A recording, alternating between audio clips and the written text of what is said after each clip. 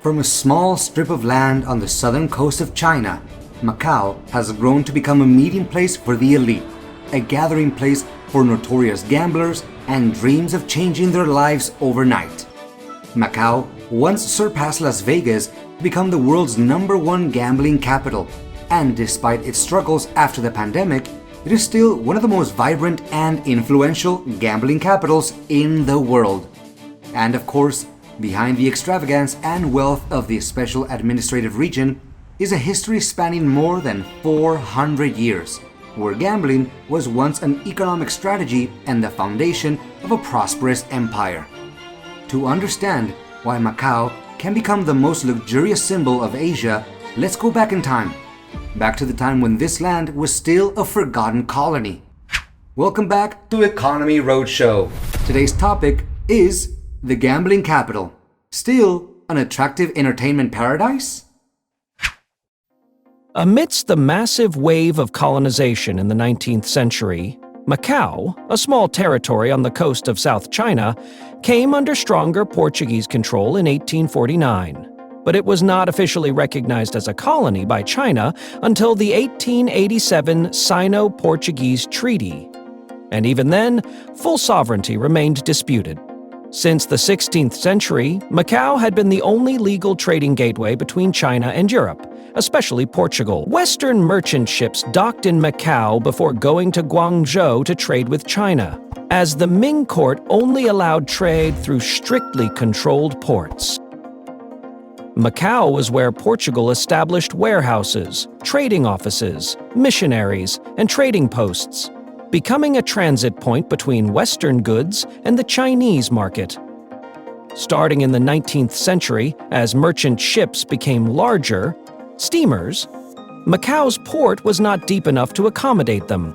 Meanwhile, Hong Kong had a natural deep-water harbor, much more convenient for international trade. After the First Opium War, from 1839 to 1842, the Qing dynasty was forced to sign the Treaty of Nanjing, ceding Hong Kong to Britain. The British quickly invested in modernizing the infrastructure: Victoria Harbour, roads, banks, and transparent laws. Western trading companies moved their offices from Macau to Hong Kong because of the more stable and modern business environment. From the mid-19th century, most international trade with China shifted to Hong Kong. While Hong Kong developed under the British Empire, modernizing its ports, infrastructure, and banks, Macau remained mired in an outdated, lax, and local management system. There was no industry, no investment, and no clear development strategy. Piracy was rampant offshore. Inside, opium smuggling, counterfeiting, and prostitution operated openly under the colonial government's agreement. There was no strong law, no formal economy to revive the land. The Portuguese government in Macau was in a difficult position. The budget was exhausted. The population was only a few tens of thousands, mostly poor laborers, with no access to education. They needed an outlet.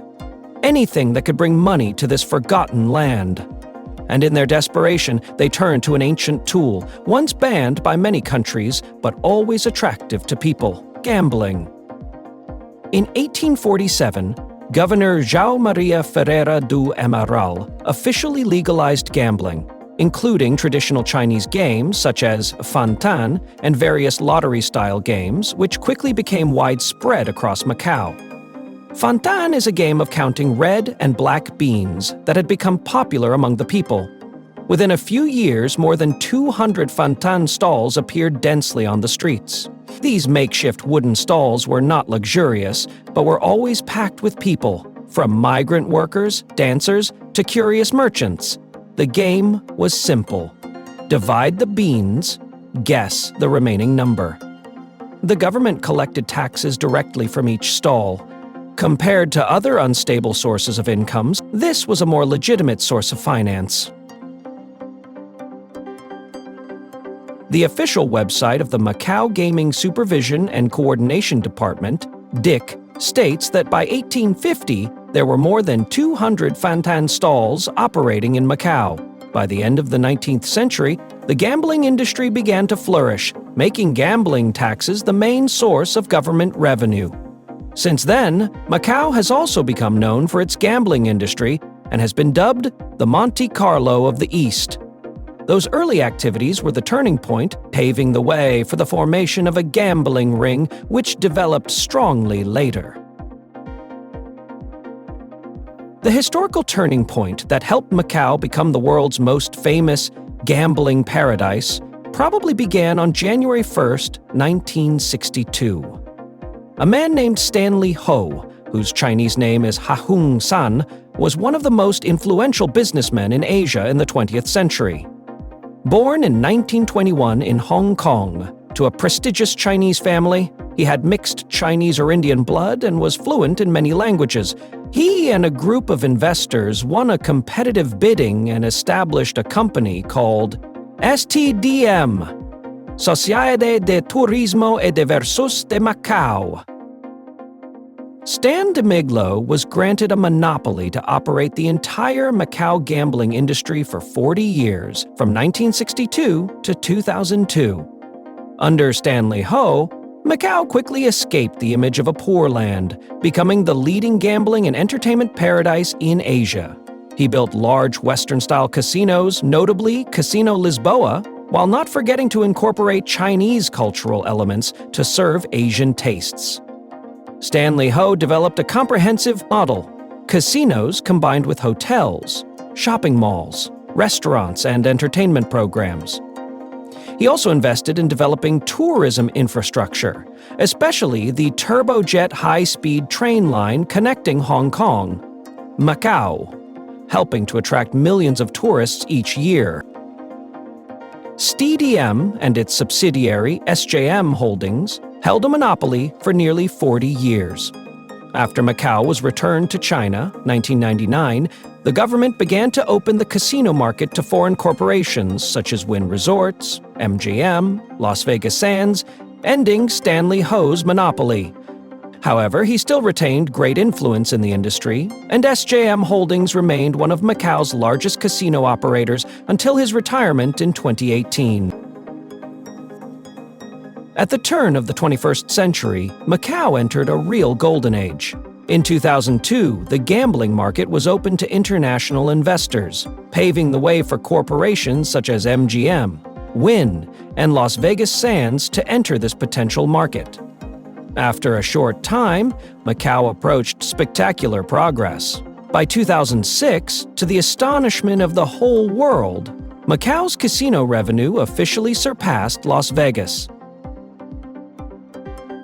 This boom is no coincidence. Macau has all the elements to become a global unicorn. Located near mainland China's 1.4 billion people market, Asian-friendly gaming rules, combining casinos at hotels, high-end tourism, international casino giants saw this as a golden opportunity. From 2004 to 2007, a wave of multi-billion-dollar resorts popped up across Macau. Sands Macau, 2004, Venetian Macau, 2007, Wynn Macau, 2006, MGM Grand Macau, 2007, creating the Cotai Strip, the Las Vegas of the East. In its first year, Sands Macau recouped its investment in just 9 months, a clear affirmation of the strength of the Macau market. Macau is designated as a special administrative region of China, having been under Portuguese rule until 1999. As such, it also follows dual law, with the policy of one country, two systems, allowing Macau to maintain its own legal, financial, and administrative systems separate from mainland China, with the exception of defense and foreign affairs. The Basic Law of Macau, passed by the Chinese National People's Congress in 1993 and effective since 1999, also affirms the freedom to conduct business, including banking and casinos, if those activities comply with Macau law. The region is the only place in China and any Chinese territory where gambling is completely legal. As such, it is considered a gambler's paradise, attracting millions of players from other parts of China and around the world to its fantastic casinos. Previously, online gambling in Macau operated in a legal gray area. No one was allowed. But there was also no clear law prohibiting or licensing it. However, since October 2024, under Law 20-2024, any activity of organizing, promoting, or operating online gambling is prohibited and can be sentenced to 1 to 8 years in prison. These casinos include popular gambling brands that can be found in other gambling hotspots such as Las Vegas, including the Venetian, Wynn Palace, and MGM. Sports betting is also legal in the region, with many popular casinos offering a wide range of sports betting options. Beijing has viewed Macau as a unique economic model, one where it can tightly control the flow of money while still tapping into the benefits of the gambling industry, which has become a major source of revenue for the territory. The real power behind Macau's gambling capital is believed to come from mainland Chinese visitors. According to official data from the Macau Public Security Police, the territory welcomed 34,930,000 visitors in 2024, up 23.6% year-on-year. Among them, mainland visitors accounted for 24,480,000, accounting for 70.1% of the total, up 28.6% year-on-year. The data also showed that Macau's border crossings recorded a total of about 210 million entries and exits during the year, up 17.5% and a new record high. In addition, the peak traffic volume in a single day at all Macau border crossings, as well as at the Hong Kong-Zhuhai-Macau Bridge and Hengqin Port, also hit a record high. Of course, the growth has not always been so smooth. During the COVID-19 pandemic, 2020 to 2022, Macau's casino industry has not been spared from severe shocks. When the COVID-19 pandemic broke out, Macau witnessed an unexpected collapse.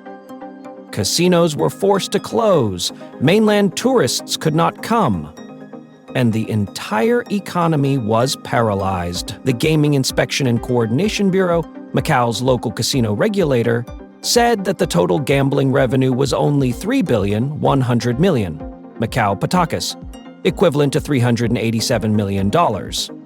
Meanwhile, in February 2019, Macau casinos reported gambling revenue of 25,400 million patakas. All casinos in Macau, for the first time in modern history, were forced to close for 15 days. Total revenue dropped by a historic 87.8%, the lowest level ever recorded. After the pandemic subsided, Beijing continued to tighten financial controls in Macau, focusing on eliminating junkets, shadow banking systems, and suspected money laundering. From a peak of $45 billion in 2013, Macau fell into freefall when the pandemic hit. In 2020, it only earned $7,560 million, down 80%. By 2022, revenue continued to fall to $5,200 million, the lowest in 15 years, a huge shock to an industry heavily dependent on mainland tourists. The 2022 total, released by the Gaming Inspection and Coordination Bureau on Sunday, includes a gross gaming revenue of 3,480 million patakas, equivalent to $435 million in December, down 56.3% from December 2021, but higher than the gross gaming revenue total of 3 billion patakas, equivalent to $373 million in November.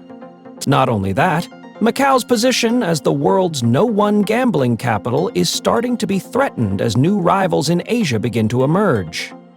Singapore, with Marina Bay Sands, a modern casino complex, invested an additional $8 billion, has become a global icon. In the Philippines, Okada, Manila, and Entertainment City attract international VIP with revenue exceeding $4 billion since 2018. Cambodia also emerged with Sinukville. As of now, after the COVID-19 pandemic and amid increasingly fierce competition from neighboring countries, Macau continues to thrive.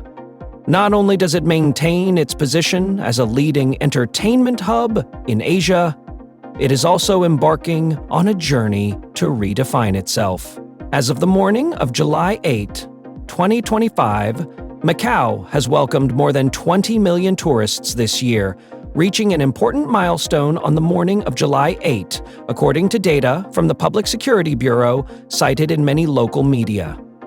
This achievement came 26 days earlier than the previous year, with an average daily visitor count of 106,000. However, after many upheavals and facing the risk of a serious economic downturn, Macau seems to have to change to reduce its economic dependence on gambling, a game of chance that this entertainment capital has almost lost many times in its own gambles. Macau is forced to change for its survival, because an economy that relies solely on gambling cannot be sustainable in the 21st century, especially under the close supervision of China and in the context of fierce regional competition. During the 25th anniversary of Macau's return to the motherland, held on December 20, 2024, Chinese President Xi Jinping gave a speech emphasizing a new direction for the territory. Macau should make every effort to promote appropriate economic diversification. It should make full use of its unique strengths and resources, clarify its role, focus on key industries, improve development plans for relevant industries, and strengthen policy and financial support to cultivate internationally competitive new industries. Efforts should be made to achieve greater economic synergy, more harmonized rules, and more efficient and convenient cross-border flows of various elements between Macau and the Guangdong-Macau Intensive Cooperation Zone in Hengqin. Macau should focus on key sectors, promote the scale-up of its unique industries, and launch landmark projects and programs that will have a spillover effect on other industries. It should be noted that the central government's decision to develop Hengqin aims to promote appropriate economic diversification in Macau and facilitate the lives and work of Macau residents. From a forgotten colonial land, Macau has gradually risen to become the world's most vibrant casino hub. That journey has been shaped not only by gambling, but also by strategic decisions and risky bets on the future. But now, when gambling is no longer the only guarantee of growth, Macau is facing a major turning point: restructure or accept being left behind. The old glory may be fading, but Macau's journey seems to be continuing in a completely new direction. What do you think about today's topic? Leave your comments below to let us know. Goodbye, and see you again.